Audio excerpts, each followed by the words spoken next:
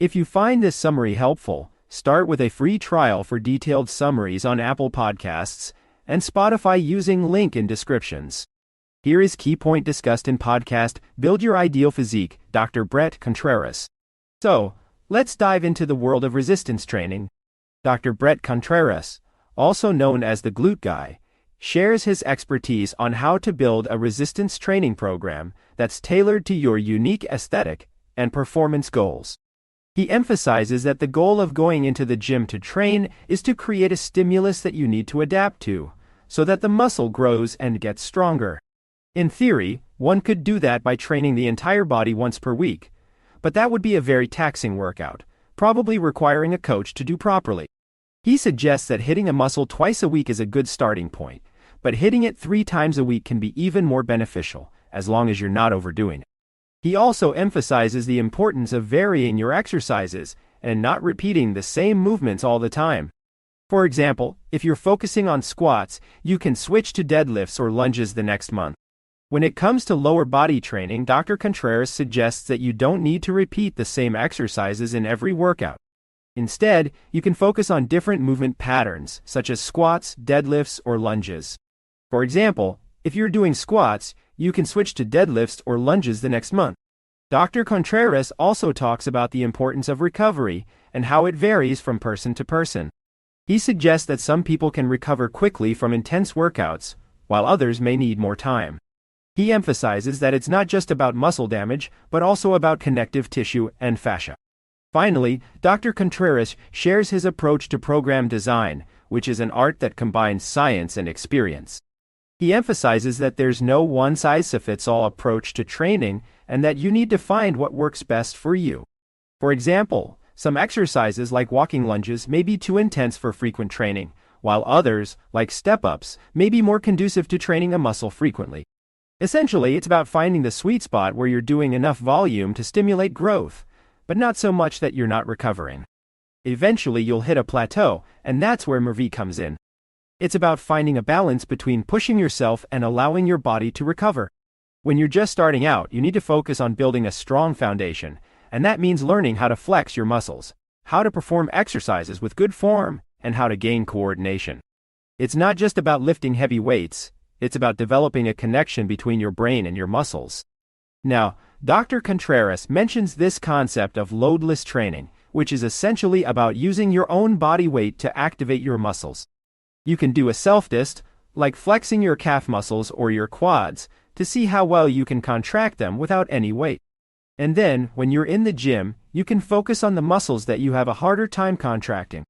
But the good news is that you can wake them up with exercises like glute bridges and hip thrusts. So, to sum it all up, Physique is all about finding that balance between pushing yourself and allowing your body to recover.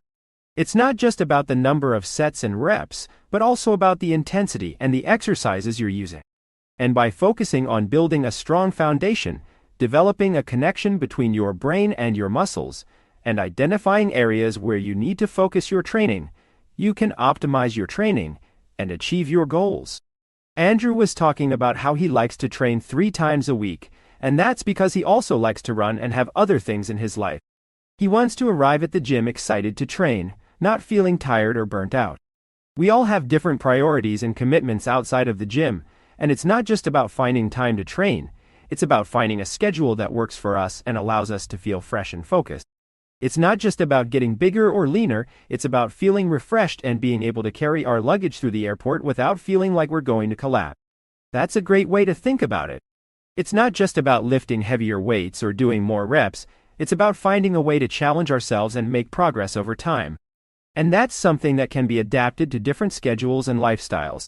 Dr. Contreras was talking about how he likes to give his clients autonomy and let them choose their own exercises and weights. It's not just about following a program or a routine, it's about finding what works for us and making adjustments as needed. Quantity comes in. Dr. Contreras was saying that he thinks the quantity group would look better, but Andrew was saying that he thinks the quality group would look better. It's not just about training or nutrition or recovery, it's about finding a way to live a healthy and balanced lifestyle that works for us. When you're training frequently, you have to be willing to stray from the plan and auto-regulate based on biofeedback. It's not just about pushing through the pain and doing more. It's about finding that sweet spot where you're challenging yourself, but also allowing yourself to recover and come back stronger. It's huge. People often ignore it, but it's so important to tune into your own psychology and figure out what works for you. For some people, training 3 days a week is optimal, while for others, it's 5 or 6. It's not just about the physical aspect, but also about the mental and emotional toll of training. And then, there's the genetics component. It's fascinating to think about how our genetics play a role in our response to exercise and training. Some people are naturally more inclined to enjoy exercise, while others may struggle with it.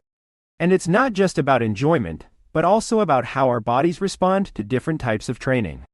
It's not just about what you can do in the short term, but about what you can sustain over the long term. It's about finding that balance and being realistic about what you can handle. It's a great way to stay motivated and focused. It's not just about aesthetics, but about function and overall health. The glutes play a critical role in our movement and stability, and training them can have a huge impact on our overall fitness and well-being. Whether you're a man or a woman, glute training is essential, and it's not just about doing squats and deadlifts. There are so many other exercises and movements that can help you build strong, healthy glutes. So, what I'm hearing is that if you want to grow your glutes, you need to be doing specific exercises that target the glutes, and you need to be doing them frequently enough to see results. While those exercises do work the glutes, they don't necessarily target the glutes in the way that you need to see growth. And he suggests doing these exercises at least twice a week, and possibly 3 times a week, with the understanding that the third session may need to be at a slightly lower intensity.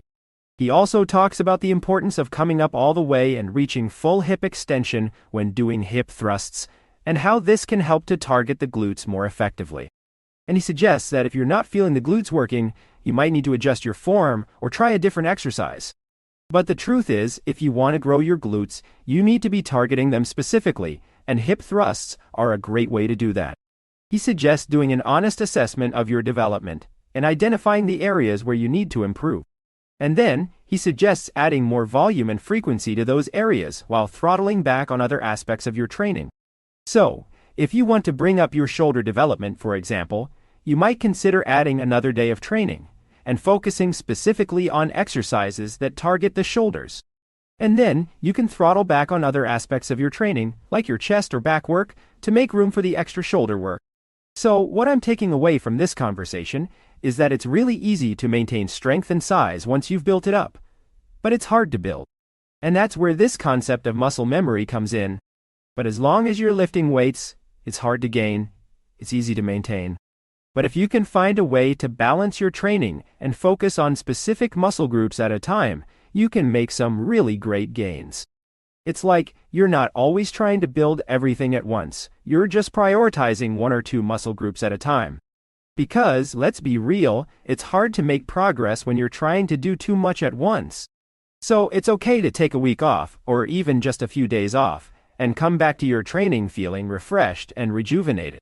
But if you can mix things up and try new exercises, or even just change the order of your workouts, you can keep things interesting and prevent plateaus. So, those are just a few of the key takeaways that I'm taking away from this conversation. So let's dive into some of the key insights from our conversation. One thing that really stood out to me was the importance of variety in your workout routine. He also mentioned that you can grow muscle at any age, even in your 80s, but it's just a matter of starting and being consistent. Another interesting point was the discussion around muscle growth and maintenance training for women during pregnancy. Dr. Contreras emphasized that strength training during pregnancy is well-researched and can improve outcomes, but it's essential to continue training if you're already an avid lifter. He also mentioned that some women may need to adjust their training routine during pregnancy, but it's not necessary to stop lifting altogether. We also talked about the importance of recomping or losing fat and gaining muscle simultaneously. Dr. Contreras emphasized that this is a more effective and sustainable approach than bulking and cutting, and that it's essential to focus on progressive overload and proper nutrition to achieve this goal. One of the most surprising insights for me was the discussion around hip dips. Dr. Contreras explained that hip dips are a natural occurrence when you get lean, and that they're not something to be ashamed of. He also mentioned that you can't grow muscle in an imaginary space, so it's essential to focus on building overall muscle mass rather than trying to target specific areas. Finally, Dr. Contreras shared a unique training tip that he's never heard discussed on social media: doing one set to failure, 2 full-body workouts a week. He emphasized that this approach can be just as effective as doing multiple sets, and can be a great way to save time and increase efficiency in your workout routine. His approach to training is all about finding what works for you and being consistent, rather than following a one-size-fits-all approach. And I've got some exciting news to share. My very first book is coming out, and it's been a labor of love for over 5 years. It's called Protocols, an operating manual for the human body, and it's packed with actionable advice on everything from sleep and exercise to stress control and focus. I've included the science behind each protocol, so you can understand why they work and how to apply them to your own life. If you're interested, you can pre-order the book now at Protocols Book. And if you want to stay up to date on all things science and science-related tools, be sure to follow me on social media. I'm Hubermanlab on Instagram, X Threads, Facebook, and LinkedIn.